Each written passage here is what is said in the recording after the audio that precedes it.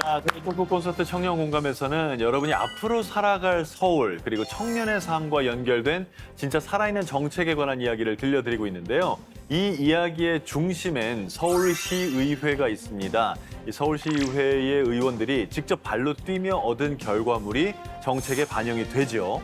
이 자리는 서울을 살아가는 청년들이 과연 어떤 서울을 바라고 있을지 여러분의 목소리를 듣고 미래 정책을 만들어가기 위한 시간입니다. 자, 먼저 오늘도 특기가 청년 공감이라는 개그맨 김기욱 씨 나오셨습니다. 어서 오세요. 반갑습니다. 안녕하세요. 자, 그리고 오늘 토크 콘서트 청년 공감의 오늘의 주인공들입니다. 서울시의회 주택공간위원회 김태수 위원장, 고광민 의원, 박석 의원, 옥재은 의원 이렇게 네 분이십니다. 어서 오세요. 반갑습니다. 반갑습니다. 서울시 주거 안정과 미래 공간을 창출하는 주택공간위원회 김태수 위원장입니다.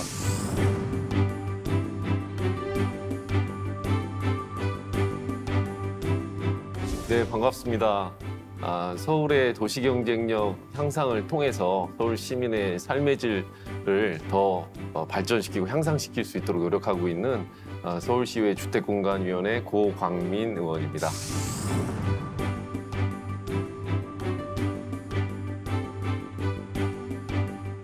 안녕하세요. 서울에 살아를 갔다 서울특별시의회 주택공간의 박석입니다.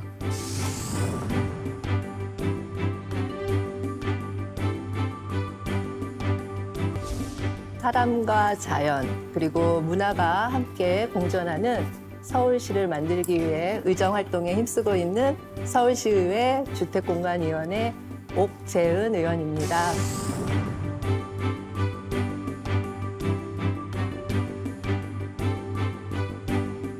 자, 그리고 오늘 이 순간에 서울에 살아가고 있는 우리 청년분들도 나오셨어요. 어서 오세요. 반갑습니다. 청년! 2025년에 서울에 살아가는 우리 청년들의 제일 큰 문제, 고민 이런 건 뭐가 있어요? 월세. 월세? 어우, 화나죠. 예. 또 뭐가 있어요? 취업. 취업. 그것도 문제죠. 그래도 다들 연애는 잘하고 있나 봐요. 연애 문제는 안 나오네요. 뭐 자신 있어요? 왜 화를 내고 그래요? 부러워서 그렇죠. 그래요. 월세, 취업 아무래도 이 두 가지가 가장 큰 고민이 아닐까 싶어요. 그럼요. 이 친구들은 이제 서울에 상경한 친구들도 있을 거고, 물론 또 이제 서울에 살지만 또 독립한 친구들도 있을 거예요. 그래서 이 나이 때에 저도 이제 광주에서 서울로 상경해가지고 살면서 이거 어떻게 살아야 되나, 어디서 살아야 되나, 이거 고민이 굉장히 많았어요. 네. 그래서 오늘 이제 주택공간위원회 의원님들을 모신 거고요. 맞아요. 일단 주거 안정이 제일 중요한 위원회일 것 같아요. 어떤 일을 하는지 알 것 같다. 주택공간위원회. 어떤 일을 할 것 같습니까? 야, 네. 좋습니다. 네, 주택공간위원회는 청년들 주택 거주를 위해서 관리하고 감독하는 기관 같습니다. 네, 저 뒤에 계신 분. 어디? 좋아요. 주거랑 관련된 여러 가지 문제에 대해서 해결책을 고민해 주시는 분들이라고 생각했습니다. 오. 주택공간위원회가 무슨 일을 하는 곳인지 그 위원장께서는 어떻게 정의를 하십니까? 주택공간위원회는 서울시 주거 정책과 그리고 도시공간의 그 정책을 다루는 부서입니다. 청년 안심주택, 그다음에 또 어르신 안심주택, 신혼부부 안심주택, 그리고 혹시 노들솜이라고 들어보셨나요? 노들솜도 저희 위원회에서 개발 계획을 하고 정책을 수립하는 그런 위원회입니다. 그러면 노들섬에도 주거 공간이 생기는 거예요? 주거 공간은 아니지만 우리 서울 시민들의 삶의 질 향상을 위해서 노들섬에 큰 테마 공원이 생길 겁니다. 앞으로 많은 변화가 있을 건데요. 전 세계적으로 아마 유명한 그런 공간이 다시 태어나지 않을까라는 생각이 들어요. 고광민 의원님께서 좀 더 설명을 다른 관점에서 좀 네. 해주신다면. 그 위원장님께서 말씀을 너무 잘해 주셨는데요. 저희 주택공간위원회는 이름에 굉장히 잘 함축이 되어 있습니다. 주택과 공간이라는 두 가지 부분이 있고 거기에 좀 더해서 디지털까지. 요즘 큰 사회적인 문제가 되는 게 그 전세 사기.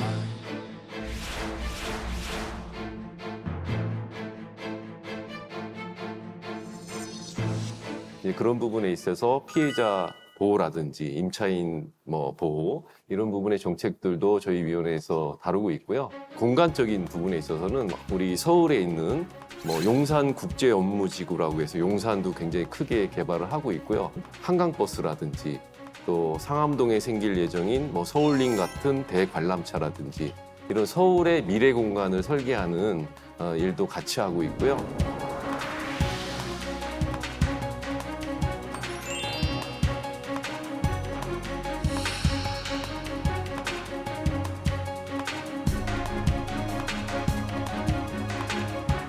사람이 살아가는데 사실 필수 요소잖아요. 의식주 중에서 주거에 대한 정책을 다루고 있기 때문에 뭔가 우리에 가깝다라는 느낌도 있지만 가깝다기보다는 이제 내 목줄을 쥐고 있는 것 같다 이런 생각도 좀 들고요. 그렇지. 자, 먼저 서울의 집 이야기를 들려주실 건축가 문훈님을 모셨습니다. 여러분 박수로 환영해 주시기 바랍니다.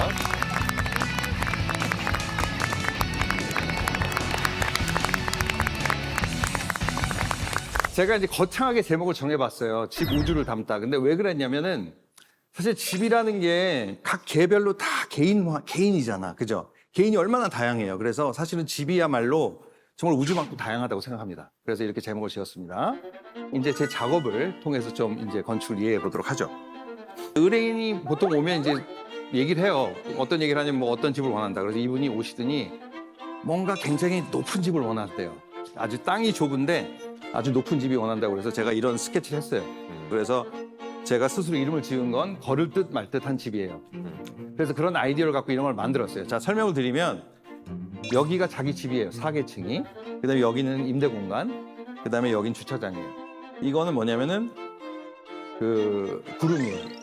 이 구름이 뭐냐면은 이게 그 파이프를 여기다가 파이핑을 넣어서 더울 때 비도 내려요, 집에서. 그리고 창문도 닦을 수 있고. 그다음에 밑에서 보면 구름으로 덮여 있어서 아주 근사한 집이라고 생각했습니다. 자, 그래서 이렇게 보여드렸더니 마음에 안 든다는 거예요. 그래서 왜 마음에 안 드냐 그랬더니 아니 원래 처음에 하셨던 이렇게 해달라는 거예요. 그래서 이제 다시 돌아가 봤어요. 그 그림처럼, 그죠? 별로 마음에 안 들어. 그래서 이렇게도 해봤어요. 굉장히 다양한 이것도 해보고 저렇게도 해보고 이렇게도 해보고. 근데 결국 다 마음에 안 드는 거예요. 건축주도 의뢰인도 마음에 안 들어하고 저도 마음에 안 들고. 그런데 이제 우리 그 건축가도 예술가와 비슷한 부분이 있는 게 뭐냐면은 우리도 영감을 받을 때가 있어요. 영감 아시죠? 갑자기 떠올라 뭔가가 딱 이거야. 떠오른 게 뭐였냐면은 그래서 지문을 해달라고 그랬어요. 지문 좀 찍어달라고. 그 지문을 찍어서 뭐 할게요? 그래서 띵! 집 껍데기에 씌웠어요. 그래서 이게 지문의 집이 된 거예요. 지문. 네, 그래서 이 사람 지문으로 만들어진 집이고 그래서 이제 드디어 만족을 했죠. 이 집에 대해서. 아, 참 재밌다. 이렇게 해서. 자, 그래서 이거 보시면 알겠죠? 집이라는 거는 어떻게든 할 수 있는 거. 어떻게. 그러니까 지금 예를 들어서 그 지문만 할 수 있겠어요? 자기 피부에 있는 점을 갖고 할 수도 있는 거죠. 그죠? 자.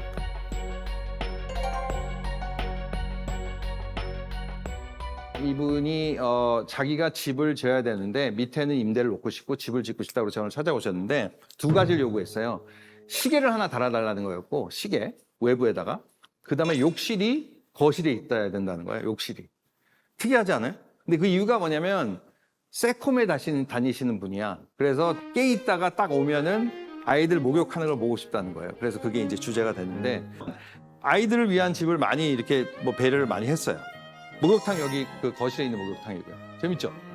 얼마 전에 가봤는데 온 식구가 다 여기서 목욕을 한대요. 처음엔 이상하다고 생각했는데. 그래서 우주를 담는다는 건 뭐냐면 다 개별적으로 이렇게 다 다를 수 있는 거예요. 집이야말로. 정말 자유 공간이고 해방의 공간이 될 수 있는 거예요. 집이야말로. 그죠?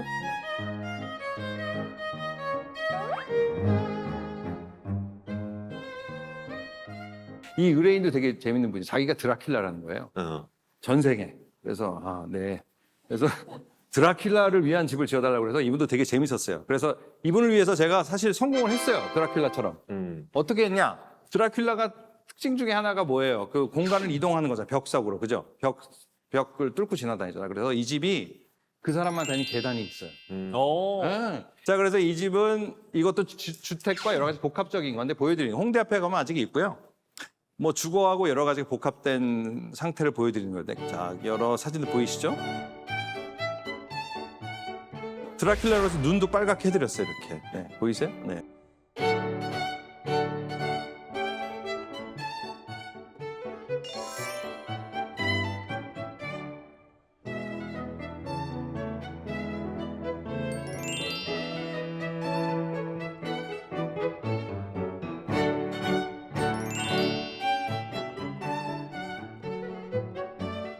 자, 그러면 지금까지 보신 집 중에서 야, 이 집은 아이디어 괜찮다. 아니면 이 집은 정말 싫어. 이런 게 있으시면 누가 한번 좀 대답 좀 해주세요. 저는 다 새로 와서 아주 마음에 들었고요. 네, 네. 근데 저보고 만약에 저런 집에서 살라라고 하면 몇 개는 못 할 것 같아요.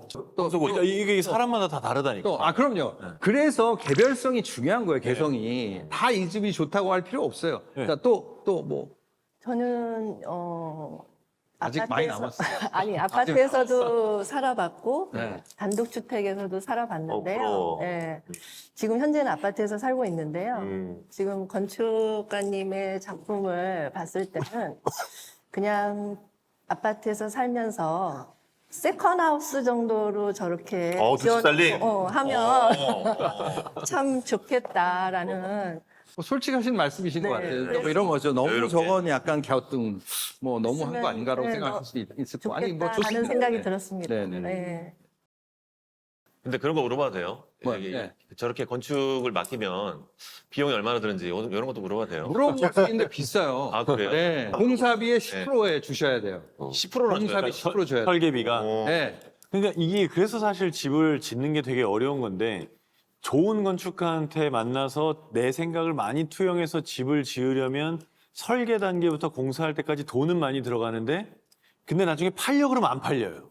그게 자동차 튜닝과 비슷할 수 맞아요. 있어요. 너무 나 너무, 위주로 너무 되면 차를 막 날개를 자기가 좋다고 2층짜리 만들어 놓고 막 네. 그러면 근데 이제 저는 거기에 대한 생각 그렇습니다. 그러니까 모든 걸 원하는 욕심이에요, 그거는. 맞아요. 네. 파는 것도 해야 되고 근데 살 땐 좋아야 되고. 모든 걸 원하지 않기엔 너무 비싸요. 그러니까 그래서 건축이 어려운 거예요. 건축가도 어려운 게 그러면은 이제 다 맞추려면 어떻게 되겠어요?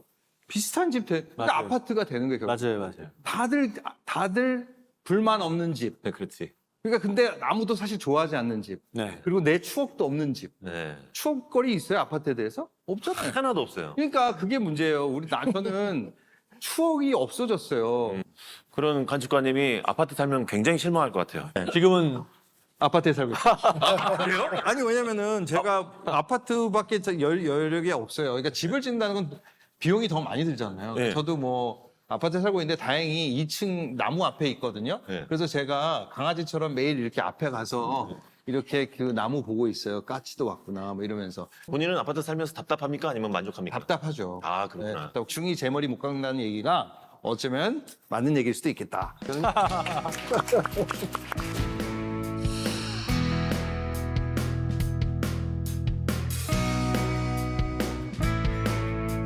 자, 그럼 일단 서울이라는 공간에 대한 얘기를 좀 더 해볼 텐데 김기욱 씨는 어떤 것 같아요? 공간으로서의 서울. 서울이라는 공간은 이제는 좀 뭐랄까요? 좀 많이 포화된 것 같아요. 예, 이제는 뭐 어디가 우리가 살 만한 공간이 있을까? 비집을 수 있는 공간이 있을까라는 생각을 할 정도로 서울 안에는 뭔가 꽉 찬 느낌이 들어요. 그래서 서울 안에다가 어떻게 또 우리 청년들이 살 수 있는 공간을 만들까? 이것도 사실 굉장한 어려운 숙제이지 않을까라는 생각이 굉장히 많이 들어요. 서울이라는 곳이 어떻게 보면 굉장히 매력적인 도시죠. 외국을 상당히 많이 다녔는데 서울만큼 이 거대한 도시가 없습니다. 정말 매력적인 도시예요. 근데 이제 서울시 주택공간위원회에서 의원님들이 항상 고민하는 게 우리 청년들을 위한 주택을 어떻게 마련할까라는 것도 함께 고민을 많이 하고 있는데 가급적이면은 역세권 주변에 청년 주택을 많이 지어서 우리 청년들한테 선물을 주려고 열심히 노력하고 있다.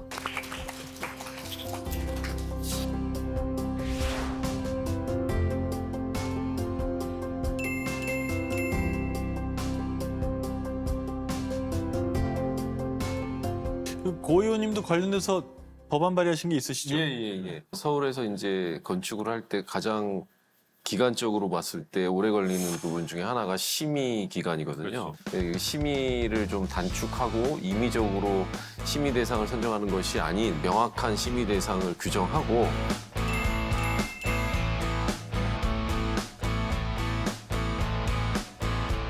주거정비, 환경정비 조례 개정입니다. 분양공고를 낼 때 이 분양공고 통고 기한을 어떻게 할 것이냐. 그때 유연성이 전혀 없어요. 강제로 딱 박여졌는데 이 분양공고 통지 기한을 유연하게 조정할 수 있게끔 제가 개정을 했고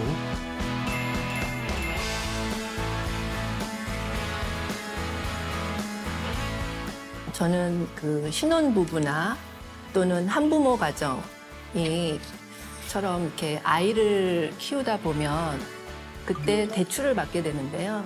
그 대출 이자를 지원해주는 조례를 처음으로 제가 근거를 마련했습니다.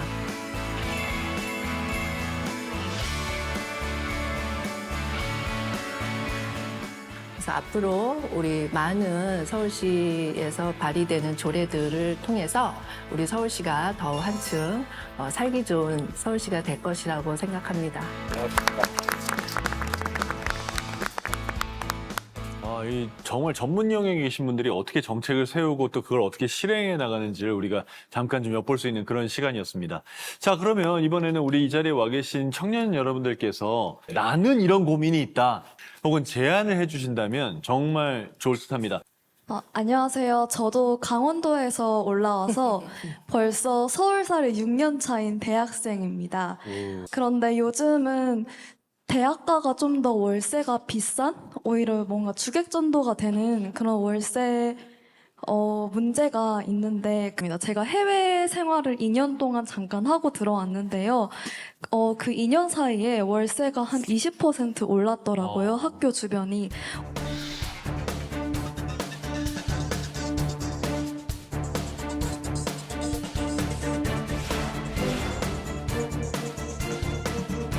학교 주변에다가 학생들을 위한 기숙사를 갖다가 신축을 많이 하려고 서울시에도 노력을 많이 하고 있습니다.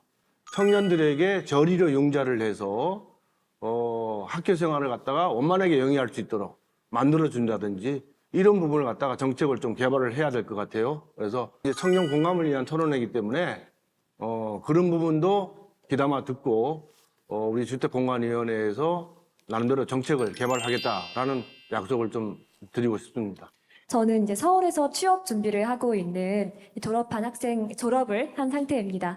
그런데 이제 취업 준비를 하고 앞으로의 커리어를 고민하다 보면은 아무래도 서울에 계속 살고 싶다는 생각이 계속 들더라고요. 그런데 과연 저를 포함한 청년들이 정말 서울에 누워서 잘 자리가 있을까 걱정이 요새 많이 됐습니다. 청년들의 주거 안정 문제에 대해서 실효적인 방안을 이제 추진하고 계신 게 있을지 어떤 방법이 있을지 여쭤보고 싶습니다. 청년들이 많은 집을 걱정하고 있는데요. 서울시가 발빠르게 지금 정책을 펼치고 있는 게 기숙사형 공공임대입니다. 지금에는 500세대 이상 정도의 공공기숙사를 지금 하려고 서울시가 정책을 이미 펼치고 있고요. 그다음에 SH공사 자체도 지금 공공기숙사에 박차를 가하고 있습니다. 발빠르게 지금 서울시가 청년들에 대한 정책을 하나하나씩 발빠르게 움직이고 있다는 것을 이 자리에 말씀드리겠습니다. 안녕하세요. 현재 한국은 IT 강국이고 또 인터넷이 가장 빠르기로 유명한데요. 그런데 의외로 공공 와이파이는 잘 연결이 되지 않는 경우가 많더라고요. 이런 것들을 개선할 수 있는 방법이 조금 있을까요? 서울은 공공 와이파이가 상대적으로 다른 나라에 비해서는 잘 돼 있는 편입니다. IT 강국이라는 그 명성에 걸맞는 서비스를 아마 요구하시는 시민들의 눈높이가 굉장히 높지 않으신가 이렇게 생각이 들어요. 올해만 해도 한 280여 군데 공공 와이파이 좀 더 확대해 나가고 한 450여 대 정도는 와이파이 6로 업그레이드를 하고는 있습니다. 이런 부분들을 더 많이 와이파이를 설치해서 공공 와이파이가 커버하는 영역대를 좀 더 확대해 나가는 그런 정책을 지금 펼치고 있습니다. 점점 좋아지겠군요, 그러면. 많이 좋아질 겁니다. 네. 예. 알겠습니다. 예, 안녕하세요. 이제 저희가 흔히 억울한 일이 겪을 때가 있잖아요. 아니면 이제 따로 정책에 요구를 드린 거나 그럴 때 어디로 연락을 해야 할지 네, 알고 싶습니다. 저희 서울시의회에 시민권익위원회가 있습니다. 제가 시민권익위원회 위원으로 활동하고 있는데요. 의회 신문고가 있는데요. 의회 신문고에 민원을 신청해 주시면 우리 현장 민원 담당관들이 직접 발로 그 현장에 가서 민원을 해결해 줍니다. 그 의회 신문고를 많이 활용해 주셨으면 좋겠습니다. 네, 감사합니다. 서울시와 정책 그리고 주택공간위원회에 대해서 우리가 궁금했던 얘기들을 많이 한번 들어볼 수가 있었습니다. 오늘 이렇게 청년들의 얘기도 쭉 들어보셔서 아마 소감들이 있으실 것 같아요. 우리 위원장님께서 좀 말씀해 주실까요? 제가 보는 견해로서는 우리 청년들이 우리 미래의 세대들 아닙니까? 정말 훌륭하고 똑똑한 분들이 오늘 많이 참석을 하셨는데 질문하는 것도 굉장히 날카로운 것 같아요. 그거를 전부 다 주워 담아서 저희가 정책 개발하는데 큰 도움이 되는 오늘 하루가 아니었나라는 생각이 들고요. 앞으로 청년들과 같이 의회에서도 토론회를 가질 생각입니다. 네. 그래서 이 시간 이후에 나가면은 우리 상임위 위원님들하고 같이 머리 맞대고 청년들이 지금 공감하는 부분, 청년들이 생각하는 부분까지도 전부 다 담아서 토론회를 빠른 시일 내에 개최해서 우리 서울시들이 주거 환경과 삶의 질 향상을 위해서 하여간 최선의 노력을 다하겠습니다. 제 슬로건이 시민의 뜻대로 기대를 현실로인데 우리 오늘은 청년의 뜻대로 그 기대를 현실로 좀 만들 수 있는 부분을 많이 해야 되겠다. 이런 생각이 좀 들었고요.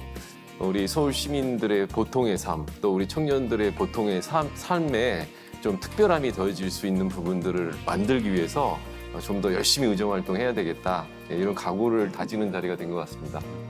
우리 서울시에서는 일자리, 또 주거, 교육, 문화, 봉사, 생활, 참여, 권리 등 우리 청년들을 위해서 집중하고 있습니다. 우리 서울시를 믿고 또 저도 또한 의정활동 열심히 하도록 하겠습니다. 오늘 청년 공감을 통해서 직접 우리 서울 청년들과 진솔한 대화의 시간을 가지고 뜻깊게 생각해 봅니다. 서울시의회가 어떤 정책을 우선적으로 할 것인가 다시 한번 깊이 생각해 보는 시간이었습니다. 앞으로 서울 전역에 청년들이 살기 좋은 도시를 만들 수 있게 발로 뛸 것이며 길을 더욱더 기울일 것입니다. 오늘 참석해 주셔서 대단히 감사합니다. 청년들이 기대하는 서울의 모습, 또 서울시 의원들께서 어떤 노력을 하고 있는지를 우리 함께 서로 알아갈 수 있는 그런 시간이었습니다. 토크 콘서트 청년 공감 다음 이 시간에도 재밌는 강연과 또 재밌는 공감으로 다시 찾아오겠습니다. 오늘 시청해주신 여러분 고맙습니다.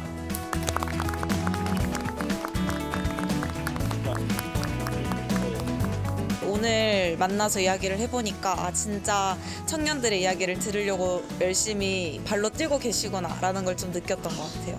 의원님들 감사합니다. 화이팅!